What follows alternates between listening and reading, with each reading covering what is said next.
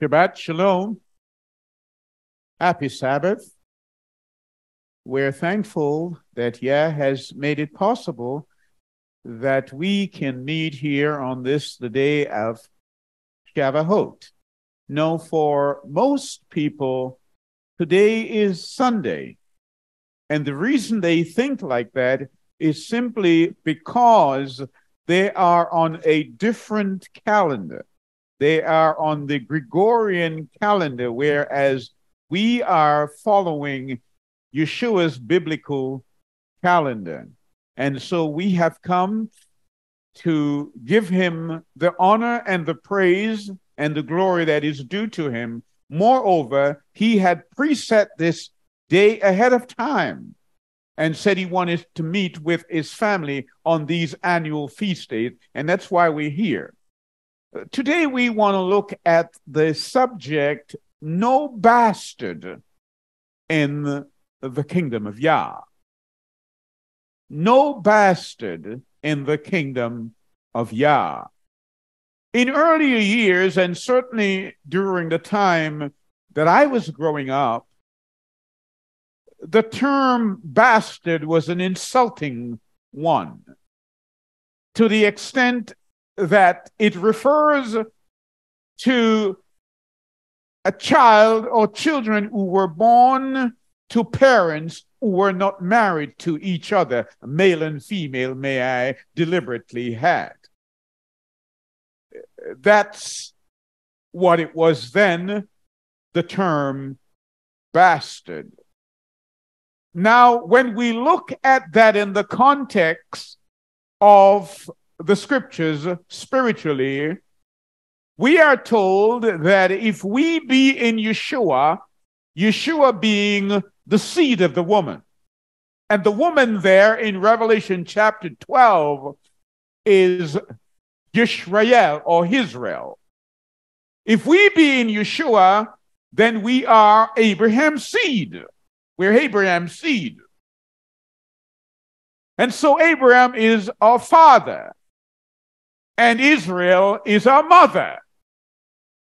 And so I'm speaking not of geographical Israel, but spiritual Israel, the same Israel that Abraham was looking to see, that Jerusalem that is not made with hands. So we know who our mother is, and we know who our father is. So we are not bastard at all. And this is what intrigues me, in the sense that when I hear people say that they are Gentile believers, they're really saying that they have two heritages. And it reminds me that the word says that a man who is so enamored with ideas that he cannot fathom where he is, a double-minded man is unstable in all of his ways. That's what the word says. And let me read for you why I think will nail the point and consolidate the argument that I intend to make this morning. Come with me in Yeshayahu chapter 4, and that's the book of Isaiah. And I'm reading from the Alleluia scriptures. I believe it's an accurate source. Verse 1 says, "And in that day 7 women shall take hold of one man, saying, We shall eat our own food and wear our own clothes. Only let us be called by your name to take away our reproach." As we read that, I believe the passage accentuates the precision of Yeshua's intent in ministry. It was his intent always to go looking for the lost sheep of Israel. it also provides an antidote to the many crude and, may I say, asinine comments about Jewry and the kingdom of Yah. People ask, well, who is a Jew and who is an Israelite? The kingdom is not like certain country or certain cultures. For example, even those with different skin colors in Britain, there is a prefix. They're hyphenated. They call them African Caribbean. And it doesn't matter whether they were born in Britain and have lived there all their life, they are still given a prefix and an hyphenated heritage. We come to America. It is a Mexican American. It is Chinese American. It is a African American. And therefore, there is this hyphenated term that is given to us, not in the kingdom. You are an Israelite, not a Gentile Israelite. And I want to make that point so that people understand. In certain marriages, people do hyphenate the name and say, I will bring my old name and link it to my husband's name. And they have this hyphenated name. But we're talking a kingdom now. We're reasoning. Come, let us reason together. We want to do that because Yeshua has made it clear that he has one flock, but he knows that he has sheep in other places, but he says they too must come in. He will bring them into that flock called Israel, because Israel is the mother.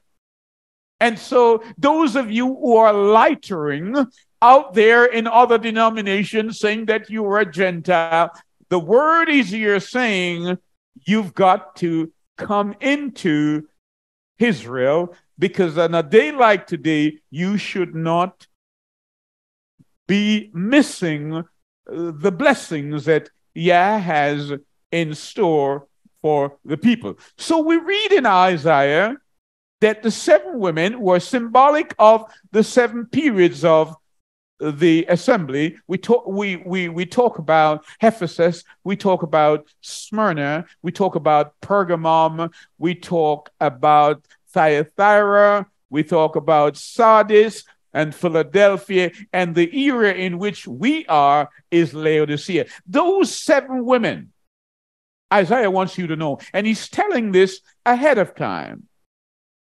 He's saying these 7 women, on that day when he comes, they will say, I don't want to wear your clothes. And we can see that. That clothes symbolic of his righteousness. We just want his name so we can hyphenate his name with our religion, and so we have dual heritage. And in the kingdom, that's not possible. And you will recall that occasion back there with Jacob in the book of Genesis. What is your name? Jacob? What is your name? He wrestled with him all night. And perhaps you ought to be wrestling with the thought as to whether or not you are an Israelite or whether you're a Gentile, because your forefather Jacob had to go through that experience that night. And he asked him, Yeshua asked him the question, what is your name?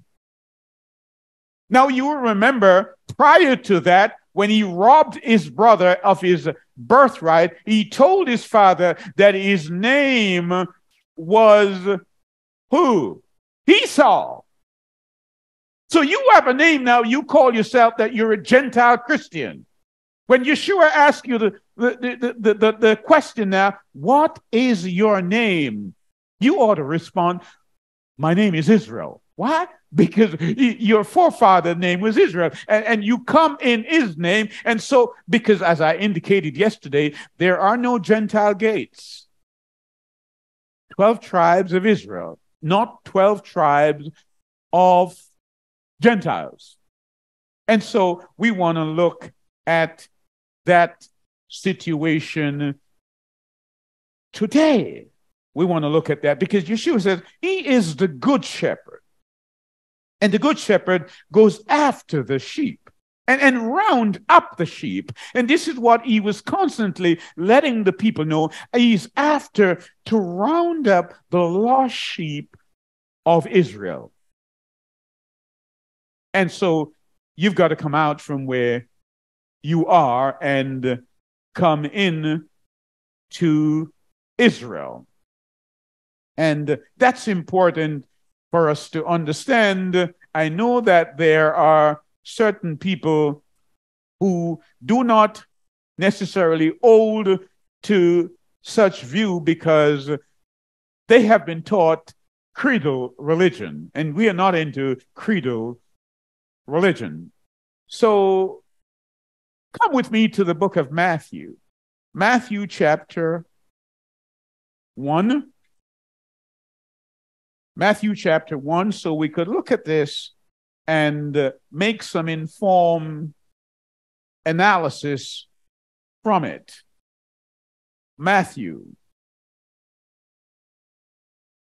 The word here is talking about the genealogy, the book of the genealogy of Yeshua, HaMashiach, the Ben of David, the son of David, Ben of Abraham. Did you see that? Ben of David, Ben of Abraham. Abraham brought forth Yishtak, and Yishtak brought forth Jacob, and Jacob brought forth Yehuda and his brothers, and Yehuda brought forth Peretz and Zerah by Tamar, and Peretz brought forth Hetzron, and Hetzron brought forth Ram, and Ram brought forth Aminadab, and Aminadab brought forth Nashon, and Nashon brought forth Salmon, and Salmon brought forth Boaz by Rahab, and Boaz brought forth Obed by Ruth, and Obed brought forth Yeshua. Did you hear that? We have a problem. We have a problem here because I had spent my time, even this morning, talking about the purity of Yah's word and Yeshua's own lining or lineage, in the sense that he did not come through the bloodline of Adam. Because when Adam sinned, Adam could not reproduce a Yali character type child as he was when he was created. The word in chapter 5 makes it clear that when Adam produced Seth, Seth was in the image and the likeness of Adam. That's what happened. But as we look at Matthew chapter 1 here, we see in the lineage of Yeshua, Rahab, a harlot. And we see Ruth, who is a Moabitess. And so we have a problem. Because we're going to have to look into the word and to ascertain what are they doing there. Remember our subject this morning, no bastard in the kingdom. No bastard. No illegitimate child will be in the kingdom. No Gentile Israelite. You have to be an Israelite. No hyphenated or prefix to the name. You must wear the name of Yeshua. He said, I have come in my Father's name. And when he left in Acts chapter 1, he said, I must go, but I will send the Comforter, the Ruach HaKodesh, and he will come in my name. So all three have the same name. And that's why he said, when you get baptized, you must baptize the people in my name, the name of the Father, the Son, and of the Ruach HaKodesh. And the churches that are on a different calendar and a different teaching, who do not regard themselves as Israelites, but as Gentile Christians, they baptize in the titles of Father, Son, and Holy Spirit. It is not biblical. And so there are not going to be any bastard in the kingdom. But I want you to know also that the kingdom is not by natural birth, but it is by rebirth. And so we must examine this thing. We must examine it. So let's go to that passage that was eloquently read for us earlier in Deuteronomy, that book of Devarim. And we will look at the 23rd portion of it. It says, one of wounded, mutilated, or genitalia cut off does not enter the assembly of Yah. Are you with me? No eunuchs can enter into the assembly of Yah. We have a problem. One of incestuous birth does not enter the assembly of Yahweh. Even to the 10th generation of Is does not enter the assembly of Yahweh. Hold it there. Can you see the enormity of the problem that we have? Because we read Matthew chapter 1, and we see that Ruth is a descendant of Moab, the son that Lot had with his own daughter. And the word in Deuteronomy says, no incestuous child can enter into the assembly. But here she is in the genealogy of Yeshua, and we want to know how she got there. Because no bastard is going to be in the kingdom. So we have an issue. There is an issue that we have to solve scripturally. No bastard must be in the kingdom. Wow.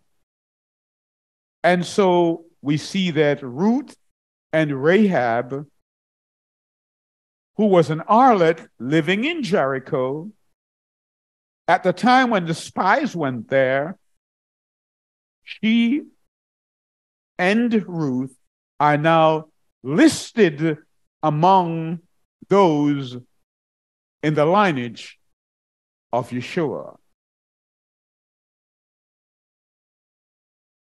We have people who invariably say, you have to be born an Israelite.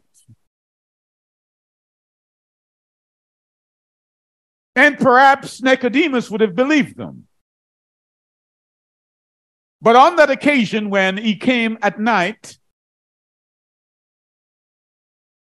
perhaps because he didn't want anyone to see him, as a leader of the Jews, came to see the Messiah, who told him that he had to be born again. Not merely by water, but by the Ruach HaKodesh. And he was intrigued by the statement asking the Messiah, how is it possible that a man could enter into his mother's womb a second time? Not merely a physical birth. And so when we talk Israel, we need to understand what the word of Yah is saying. No eunuchs, no one of, incestuous birth, no one with his genitalia defect can enter in to the kingdom. And so we have Ruth here, and it says, now it came to pass in the days when the judges ruled that there was a famine in the land. Are you with me? Perhaps you're not there yet. There was a famine in the days of Ruth. Amos tells us that there's going to be a famine in our day, but it's not going to be a famine of bread and water. It's a famine for the word. And you can understand why some of the churches are bone dry. Because the word is not being spoken as Yah intended it to be spoken. They're bone dry. The famine is on. And so there was a famine in the land in the days of Ruth, and a certain man of Bethlehem, Yehudah, went to sojourn in the country of Moab. He and his wife and his two sons, and the name of the man was Elimelech, and the name of his wife Naomi, and the name of his two sons Mahlon and Chilion, Ephraimites of Bethlehem, Judah, and they came to the country of Moab and continued there. And the word here says that Ruth was a Moabitess. So we know that there is no gesture in. She was a Moabite. And this Moabite finds herself in the lineage of the Messiah. So does Rahab.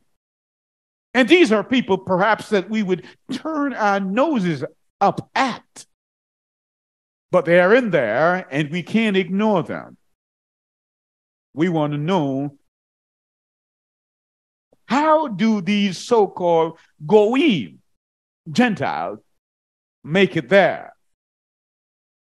How did they make it there? Come with me to the book of Isaiah again. Isaiah chapter 56, and let's read from about verse 3. Do not let the son of the foreigner who is joined himself to Yah speak, saying, Yah has utterly separated me from his people. Nor let the eunuchs who keep my Sabbaths. Remember here, Sabbath is plural. It's not just talking about the weekly Sabbath, but it's talking about the feast day Sabbath like today. But hold on. We just read in Deuteronomy chapter 23 that the eunuch has no place in the temple. We also read that the one who is of incestuous birth has no right in the temple. We've read that. But let me read this again for the benefit of sensitive ears.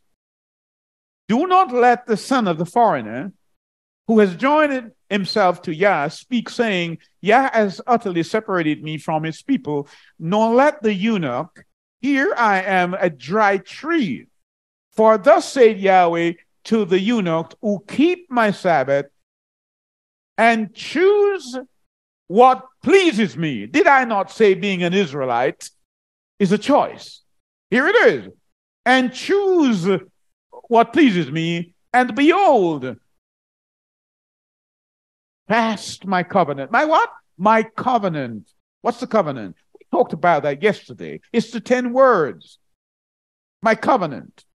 That's the ketubah, the marriage contract. I just said to you that Israel is your mother and Abraham is our father. Did I not say that? And therefore, we're not bastards. Are you with me? Abraham had 2 sons, did he not? Says the book of Galatians chapter 4. And one was a bondwoman and one was a free woman. And we are the free children of that woman. That's who we are. That's what the word says. That if the eunuch and those of ancestral bastard birth, if they just turn from over the other side of the river and cross over as Abraham did and accept the Messiah, then they are no longer bastard. Then no need to have an hyphen name or a prefix or a suffix. They're Israelites. And it doesn't matter what other people say in other places, even there, over there, whether you're Israelite or not. The word of Yah validates the fact that you are. It is quite simple, is it not? That you are an Israelite. Even to them I will give my house, said Yah. We're reading. And within my walls a place and a name better than that of the sons and daughters. I will give them an everlasting name that shall not be cut off. That's what Isaiah is saying to the eunuch, to Rahab, to Ruth, who other people will look on and say, these are Gentiles, these are Goyim. Yah said, if they keep my Sabbaths plural, keep my feast days, and choose what pleases me, what pleases him, that all men would come to him and be saved, to become Israelites. So when you out there loitering on the fringes of your creedal denomination, saying you are a Christian, but you want to go to the eternal Israel, you're an hyphen, you're a prefix, you're an hybrid, says the word. And that can't happen. Come with me to Galatians chapter 3.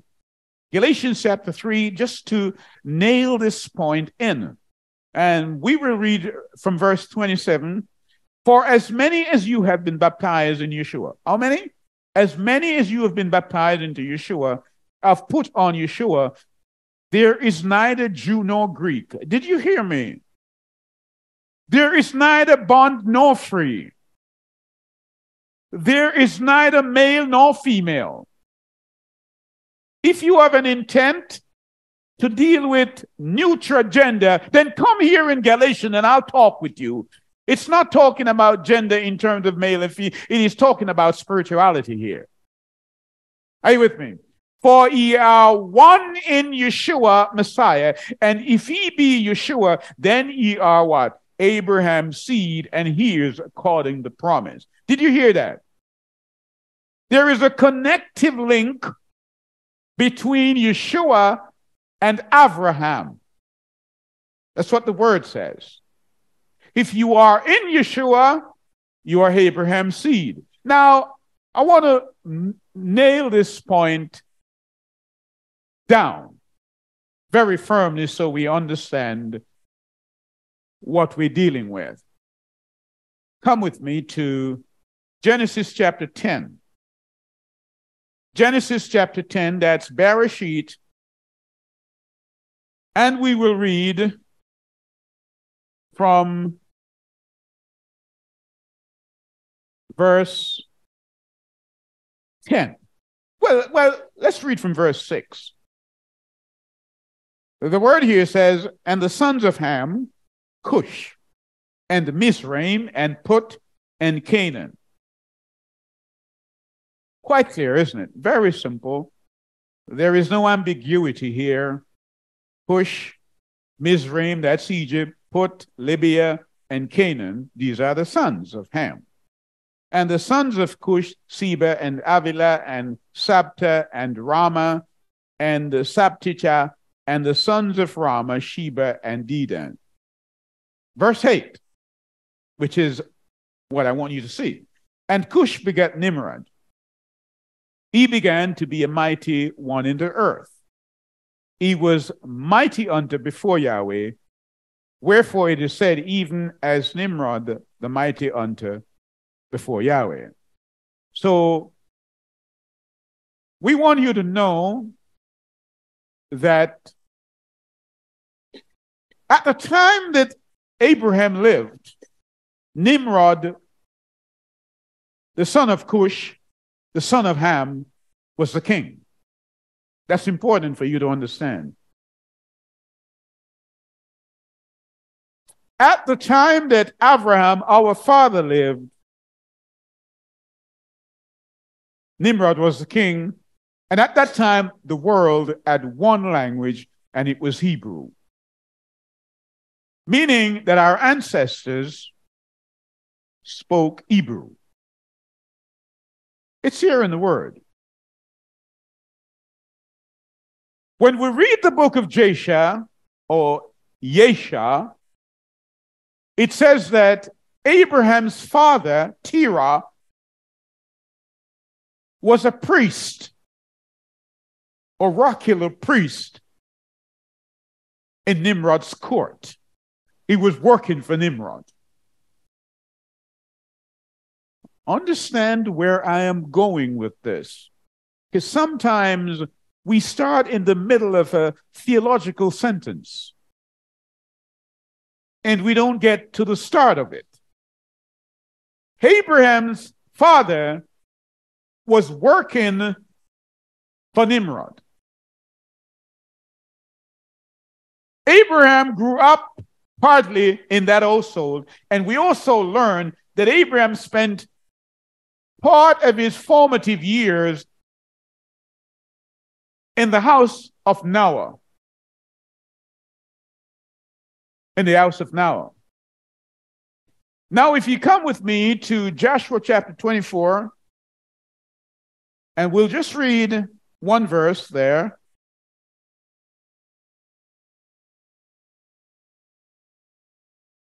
Verse 2, it says, And Joshua said unto all the people, Thus saith Yahweh Elohim of Israel, Your fathers dwell on the other side of the flood in old time, even Terah. Who is Terah? Abraham's father. The father of Abraham and the father of Nahor, and they served other Elohim. They served other gods. What was Nimrod doing? Serving other gods. Who is Nimrod? Nimrod is Ematic people. Ham's descendant. They were serving what? Other gods. What did Yah say to Abraham? Leave that environment. Leave that assembly. Leave that church. I will show you an assembly. I will show you a city that I want you to go. Did Abraham ever ask Yah, well, where are you sending me? No. Because he knew his voice. Didn't Yeshua say, my sheep know my voice? How did Abraham know that voice? Because Noah taught him as he was growing up in Noah's house. And so he didn't question Yah. He just got up and left the other gods.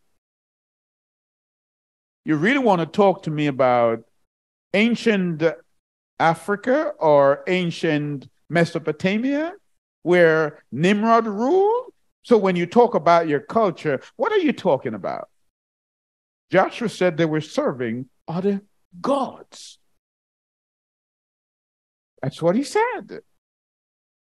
And if Abraham had not left that environment, Abraham could not be our father of faithfulness. And so now we have Islam, and we have Judaism, and we have Christianity, all claiming to be children of Abraham. And Yah said to them through Yeshua, if you be Abraham's children, then you would do what Abraham did. You would keep the feast days, and you would keep the Sabbath holy, even as he said we should. So therefore, you still hold to your hyphenated name. You have a prefix, and you are not yet made it into an Israelite.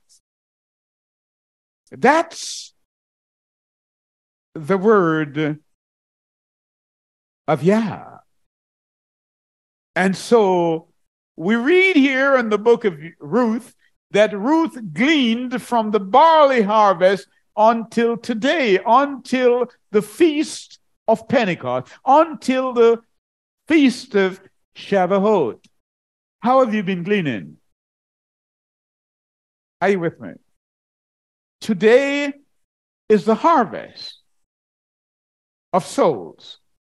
And the question must be asked, how many souls are in the kingdom as a consequence of the knowledge that has been passed on to them, and they have ingested and have imbibed into their minds? Many people today are out in the street. Some have gone to the beaches. Some are elsewhere in pleasure. And Yah said, this is the day I want to meet with the children of Israel. But they're not there. They have gone awry. But listen to Ruth, because there is much to learn from Ruth.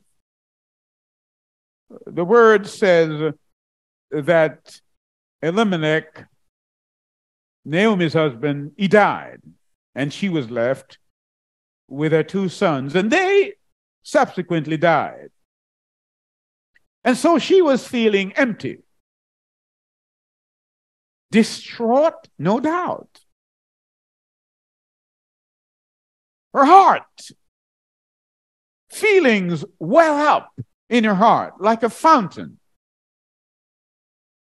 Because there was famine in her land, and she had left the land to go and find food, and she lost her husband and lost her son, and she was now deciding to go back home. Are you with me? Some of you have spent years in your churches and in your assembly, and you have not found any bread. I mean, you have not eaten any bread. And you're wondering, where do I go now? And may I speak now to all the Naomis? May I speak to you? Please give me permission to speak to you, Naomi. I know you don't want to be called Naomi because you've lost everything. You would rather be called Mara because you just feel bitter about all that has happened to you. But I will call you Naomi. So Naomi decides she's going home because she heard through the grapevine, and I don't mean Marvin Gaye told her. She just heard it through the grapevine that there is now bread in Judah. She heard that, and she's going back. So obviously, her sons are gone and her husband is gone, and she wants to inform her daughters-in-law that they're the hyphen, daughters-in-law, that they can now go home. They can now go home. That's where she's at. Let's read. Let's read from verse 10, chapter 1 of Ruth. And they said to her, surely we will return with thee unto thy people. And Naomi said, turn again, my daughters. Why will he go with me? Are there yet any more sons in my womb, that they may be your husband? Turn again, my daughters. Go your way, for I am too old to have a husband. If I should say I have hope, if I should be so sanguine about the whole thing that I may have a husband later on, it would be too late to have a child. You wouldn't wait anyway. Go home. Please do that. Verse 13. Would he tarry for them till they were grown? Would he stay for them from having husband? Nay, my daughters, for it grieveth me much for your sakes that the hand of Yah has gone out against me. And they lifted up their voice and wept again, and Orpah kissed her mother-in-law, and Ruth clave to her. Did you hear me? These are two sisters. Are you with me? Two sisters. One woman, Naomi, she belongs to Judah, and she wants to send them away. Orpah kissed her and set out to go back to her own gods, her own denominations, her own people. But Ruth, the word says, cleaves to her. And she said, behold, thy sister-in-law. Can't you see the crowd over there? She's gone back to them. Your sister-in-law is gone. She's gone back to her own people. And her Elohim return. Obviously, if she's gone to her Elohim, that means the Elohim that Orpah has is different from the Elohim that Naomi has. Are you with me? Return thou after thy sister-in-law. And Ruth said, entreat me not to leave thee, or to return from following after thee. For where you goest, I will go, and where thou lodgest, I will lodge. Thy people. Who is our people? Israel. Don't you see that? Your people, Israel, are now my people. Why? Because she has chosen that. It's by choice, not by birth. There's no bastard in the kingdom. Ruth, who is a Moabitess, she's from an incestuous birth. She has chosen to be an Israelite. Can't we see that? And we still say we are Gentiles? For emphasis, let me read it again. And Ruth said, entreat me not to leave thee, or to return from following after thee. For whither thou goest, I will go, and where thou lodgest, I will lodge. Thy people shall be my people, and thy Elohim, who? My Elohim. Where thou diest, I will die, and there will I be buried. Yah, do so to me, and more so, if aught but death part thee and me. Ruth says, I like what I see in Israel, and I want to be an Israelite. I want Abraham to be my father. And I'm in Yeshua. And therefore, she crossed over. Are you with me? Abraham had to cross over the Euphrates. That's what baptism really means. You move over from that side to the other side. The things you used to do, you don't do them anymore. Oh, it's a great change since I was reborn. Are you with me? Don't tell me not to follow you. When you have the true Elohim, the true Yah, the things you do, the feast days you keep, the Sabbath you keep, we don't do them over there, says Ruth. But I now see and I understand that which you do, because you are in a different calendar. And the calendar that you have, Yahweh is the one who sets it. And he decides when we should meet. Oh, yes. And so we are beginning to understand. And let's read it for interest and for perspective.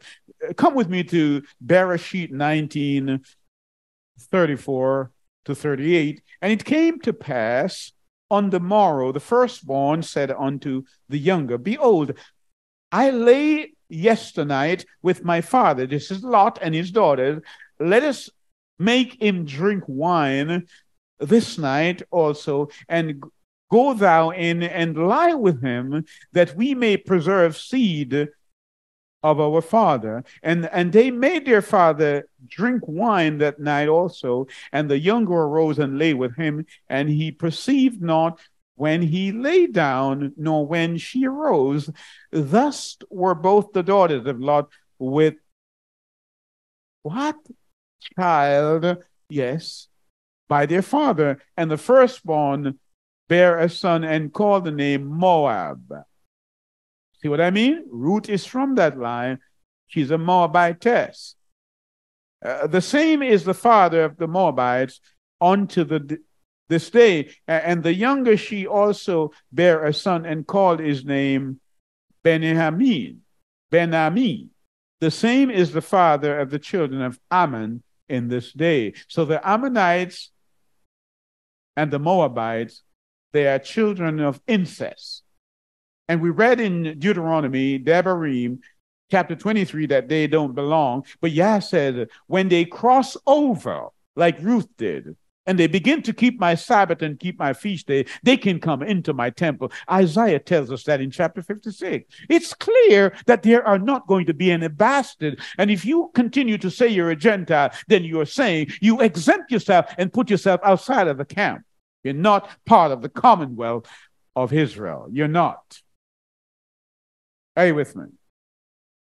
Oh, yes. That's what it is. And perhaps we ought to dilate up on Shemot chapter 12 a little. Would you care to join me there? Shemot, that's the book of Exodus. And we look at chapter 12, verses 43, reading on. And Yahweh said to Moshe and Aaron, this is the ordinance of the Passover. There shall no stranger, that meaning alien person, eat thereof. But every man's servant that is bought for money, when thou hast circumcised him, then shall he eat thereof. A foreigner and a hired servant shall not eat thereof. In one house shall it be eaten. Thou shalt not carry forth aught of the flesh abroad of the house, neither shall he break a bone thereof. The congregation of Israel shall keep it. And what does it say? It says that there is one law. How many laws? One law for what? For the homeborn. If you're born in Israel, there's one law. And if you're a stranger, once you accept Yeshua, it's the same law. Are you with me? Let me read it from verse 48.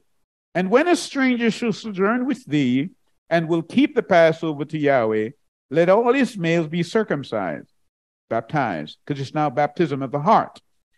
And then let him come near and keep it, and he shall be as one that is born in the land.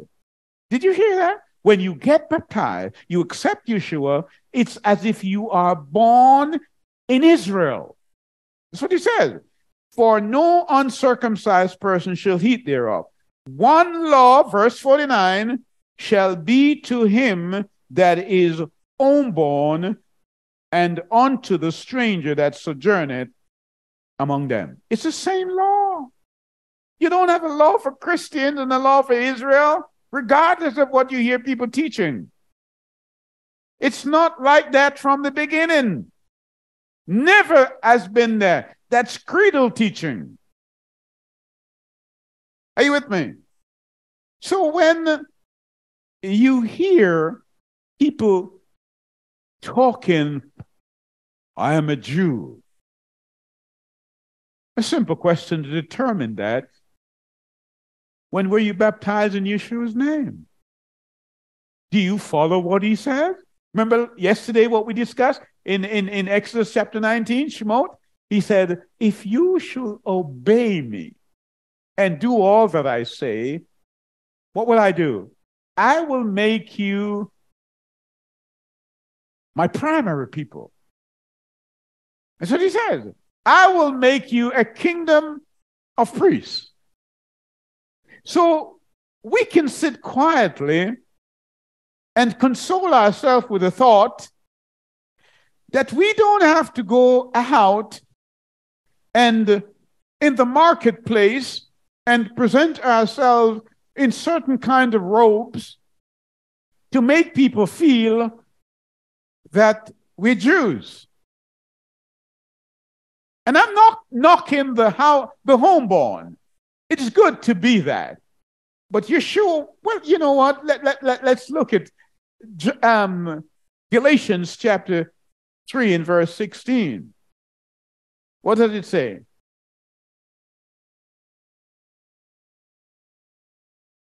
What does it say? It says what? The Israel of Yah is what? What is the Israel of Yah? It says the Israel of Yah is not like what people are saying, is it? Because we really need to understand certain things. That Israel is not about birth at all. It is not that. It is about a spiritual situation. All right? In Galatians 4:16, he says, am I therefore become your enemy because I tell you the truth? Am I? No. I'm not an enemy of yours. Not at all. So, what is it that we need to understand? We need to understand that now to Abraham and his seed, Galatians 3:16, come with me, were the promise made. He said not to the seeds as to many, but as to one, and to thy seed, which is what? The Messiah. To that seed. And so let's go to Galatians 1:16. To reveal his son to me that I might preach him among the heathens, immediately I conferred not with flesh and blood. Did you hear that? Not flesh and blood. So we are dealing with a spiritual encounter here.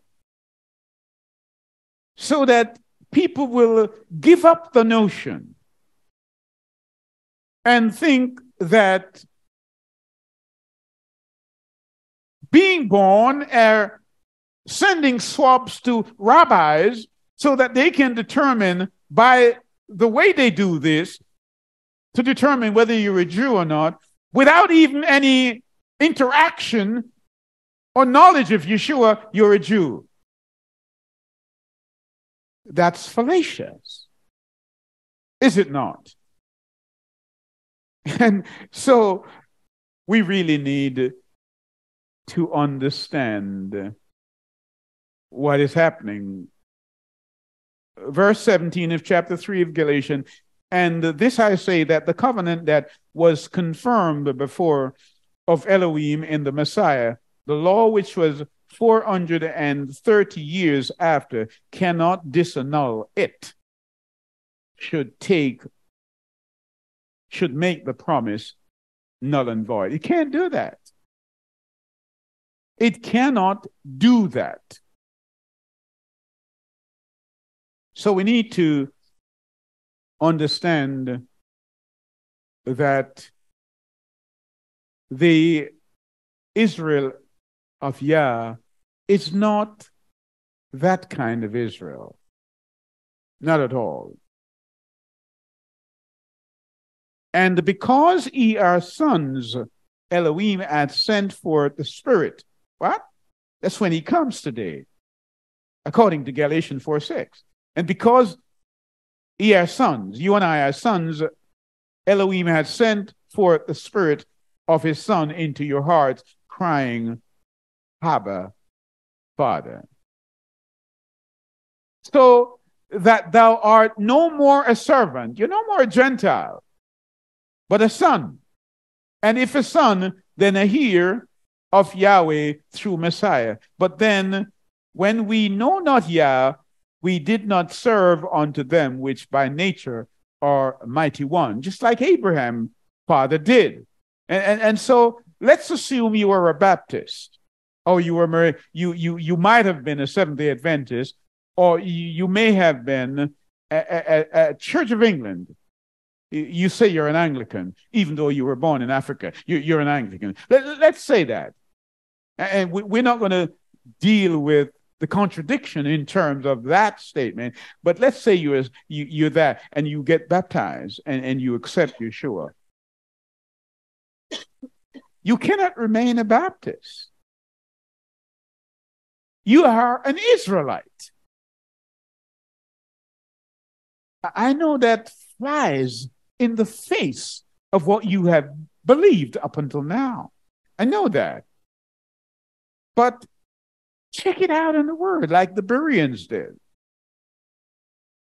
The whole Scripture is about Israel. Is it not? And when it makes reference to other people, it says the other nations. Isn't that what it says?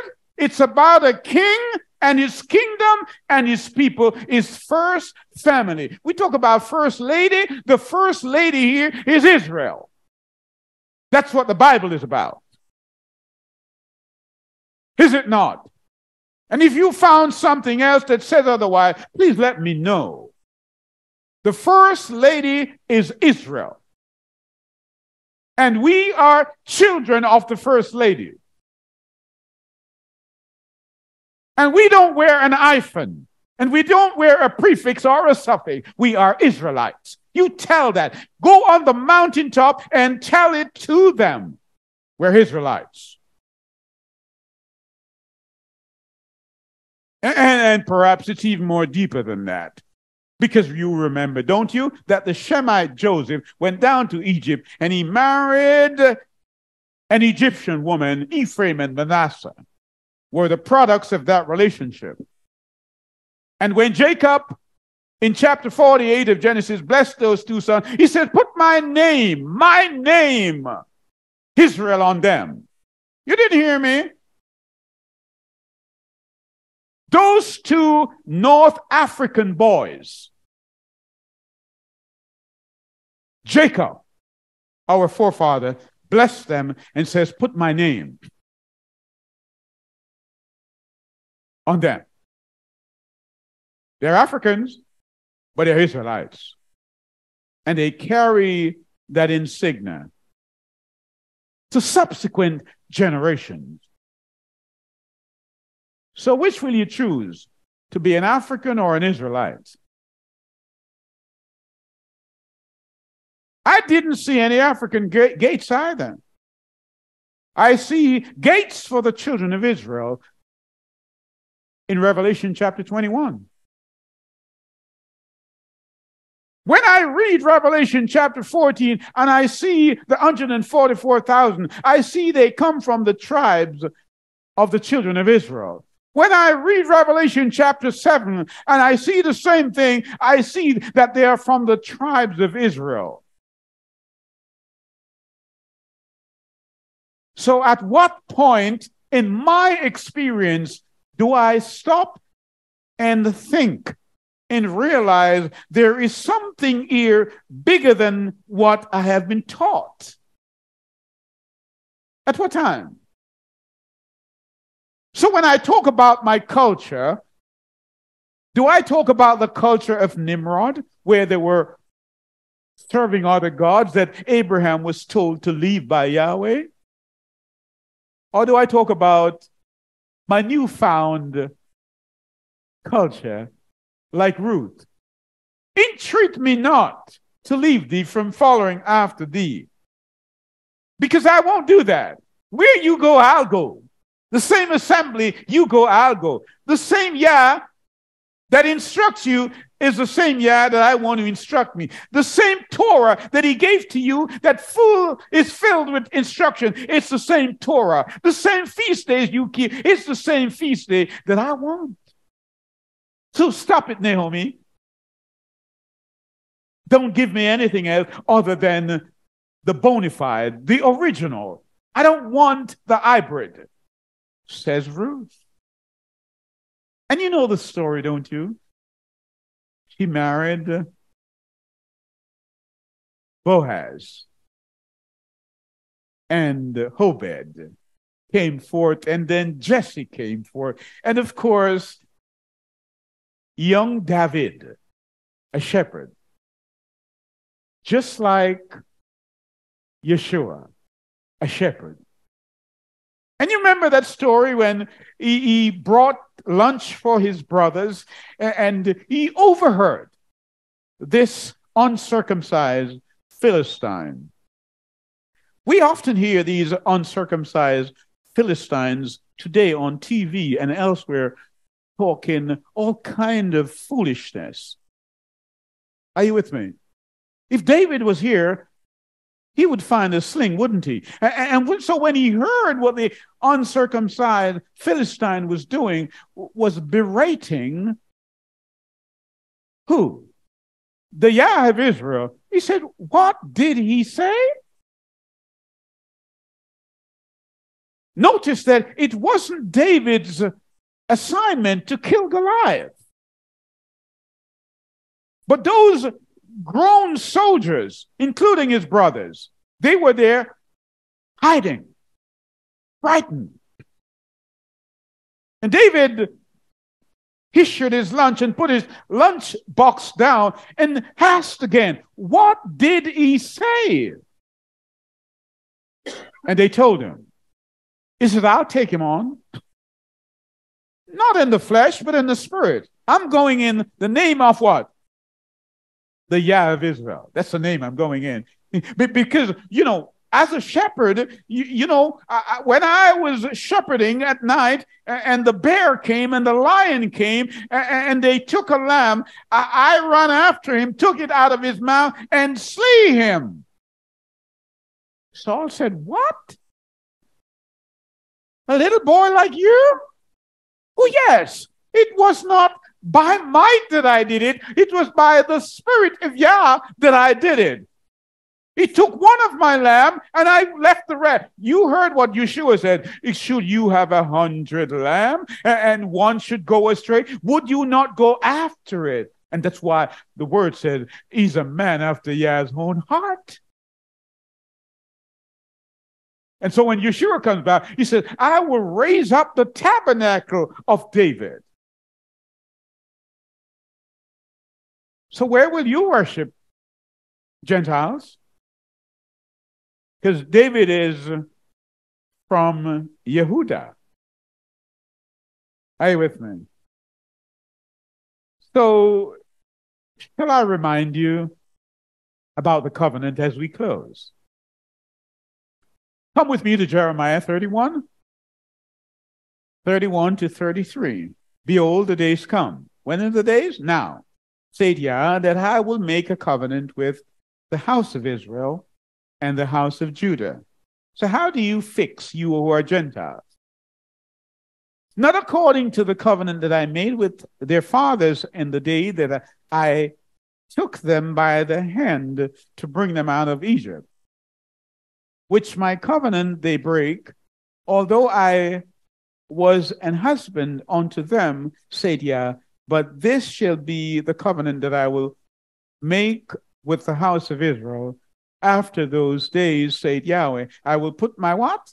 My law in their inward parts and write it in their hearts, and will be their Yahweh, and they shall be my people. That's what Jeremiah says. Let's read Hebrews 8 and verse 10. For this is the covenant that I will make with the house of Israel after those days. State Yahweh, I will put my laws in their minds and write them in their hearts, and I will be to them a Yah, and they shall be to me a people. You notice what I'm doing? I'm trying to find a covenant that is going to be made with the Gentile, but I can't find anything. An inquiring mind wants to know. Are you with me? I think Moses already knew. David surely knew. So let's read Hebrews 10, verse 16. Reading on. This is the covenant. I hear it again. I mean, the theme is so stubborn, it will not let loose. This is the covenant that I will make with them after those days, say, yeah, I will put my laws in their hearts and in their minds, and I will write them, and their sins and iniquities will I remember no more. Now, where remission is, there is no more offering for sin. Did you hear me?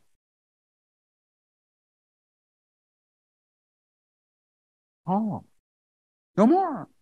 So the covenant that he makes with Israel. So if you are one out there proclaiming, and some do it boastfully, that they are a Gentile and they go to a Gentile church, perhaps it's reasonable to ask, who is your Elohim? Because he has one flock. He has one flock, isn't it? And so you just about ready for me now to turn to Micah chapter 5. Micah chapter 5.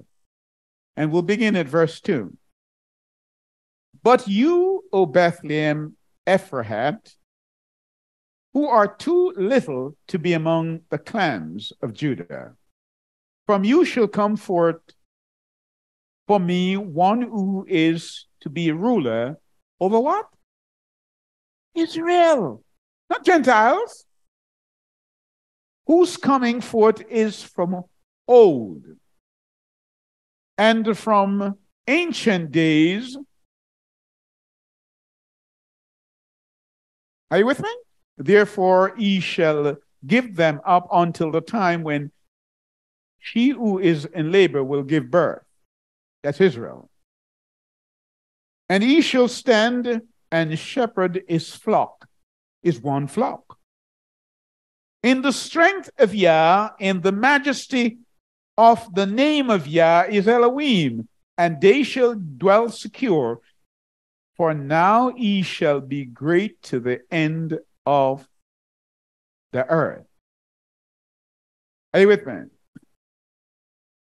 So, I believe by now you should at least be thinking and asking yourself, but who am I?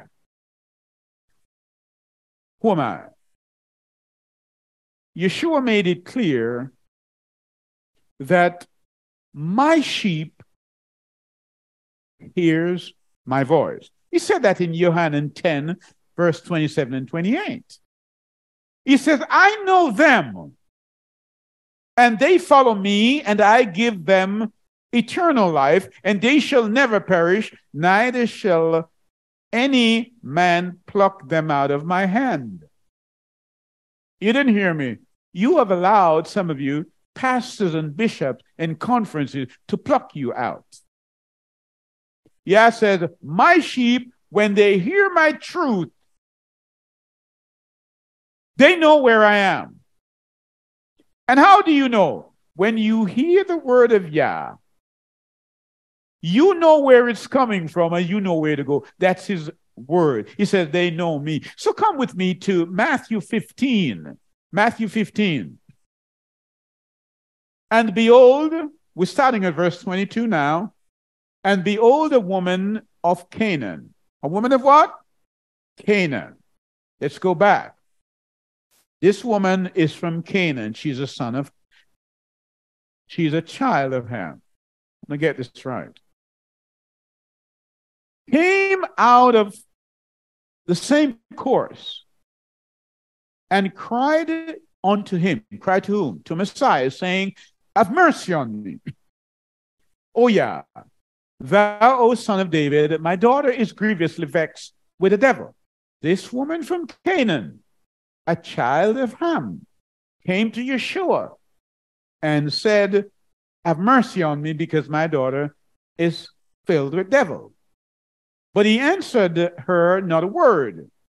And his Talmudim, his disciples, came and besought him, saying, send her away, for she crieth after us. But he answered and said, I am not sent but unto the lost sheep of the house of Israel. He's sent where? To the lost sheep of Israel. Then came she and worshipped him. She did what? She came and she worshipped him. Who is she? She's a Canaanite. Over the other river where they're worshiping other gods. Understand this.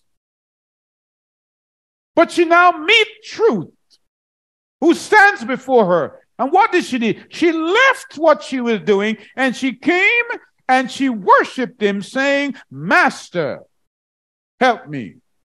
But he answered and said, it is not meet to take the children's bread and give it to dogs. Wow. You would have walked away, wouldn't you, thinking this insulting?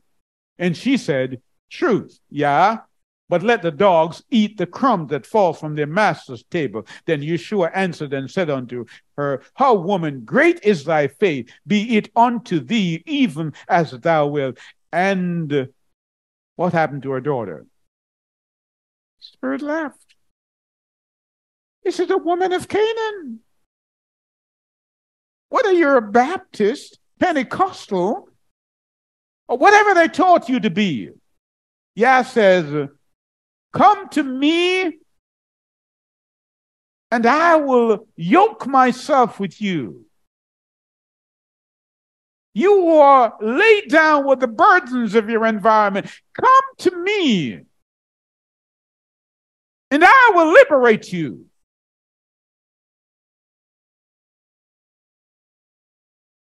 And perhaps you ought to be like your forefather, Jacob. Jacob said, I'm not going to let you go until you bless me. Let that be unto us today the theme of our hearts. Oh, yes. Because in Matthew 10, 5-8, he said, therefore, these 12 Yeshua sent out with the following instruction. Go nowhere among the goyim. Go nowhere among the what? The Gentiles. Now, can you see how ridiculous this is? If you are a Gentile church and you are doing evangelism to win people to make them Gentiles. Huh? Yeshua sent his disciples out and he said, go nowhere where the goyims are. Because the goyims are unbelievers. They're Gentiles. And enter no town of the Samaritans. But go rather to the what? Lost sheep of the house of Israel. As you go, proclaim the good news. What's the good news? What's the good news? The kingdom of heaven is at hand. He brought a message of the kingdom. He did not come to bring a religion. He came to bring a kingdom. And you must cure the sick, raise the dead, cleanse the leper, cast out demons. You receive without payment, give without payment. Are you with me? And so we need to understand the purpose of our being, even as the disciples understood why they were called into being. Are you with me? So let me just close on this. Leviticus 24, 22 and 23. You shall have the same law for the stranger, and for the one from your own country, for I am Yah, your Elohim. Then Moses spoke to the children of Israel, and they took outside the camp him who had cursed, and stoned him with stones. So the children of Israel did as Yahweh commanded. May Yah bless you. May his countenance shine upon you, as we thank him for this, the Kodesh day, set aside for his purpose. Yah, may the glory be to you. The privilege is ours. In Yeshua's name, I pray. Thank you.